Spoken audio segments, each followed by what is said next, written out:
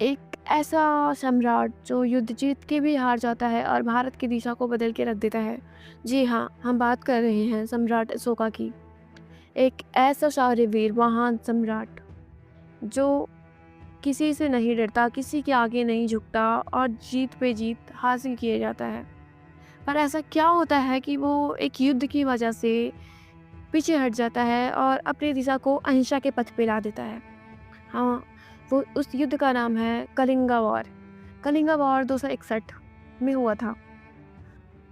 सम्राट अशोक के साथ ऐसा क्या हुआ कि उन्होंने उसकी बात से अहिंसा का पथ चुन लिया।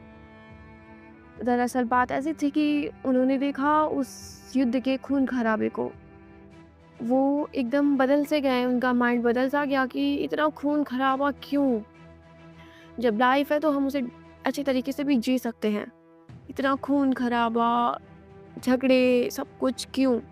उसके बाद वो अहिंसा का पथ चुनते हैं और भारत को एक अहिंसात्मक देश बनाने के पीछे भागने लगते हैं।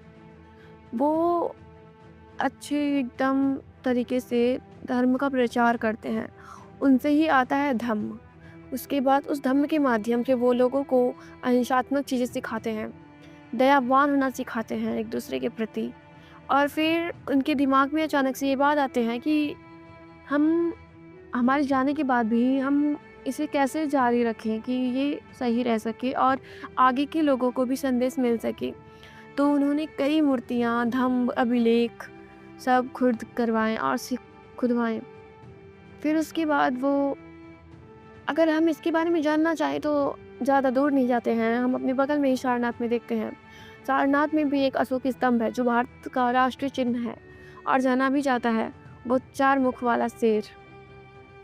सम्राट अशोक ने वो दयावानता सब कुछ सिखाया हमारे देश को, ताकि हमारा देश अहिंसात्मक पथ पे चल सके। सोचिए, अगर इतने बड़े राजा इतने दयावान बन सकते हैं तो हम और आप क्यों नहीं कर सकते हम एक दूसरे की मदद। सम्राट अशोक हमें बहुत कुछ सिखा के चले गए, बट अफसोस की बात यह है कि हमारा देश अभी भी पीछे की गहराइयों में जाके नहीं देख रहा।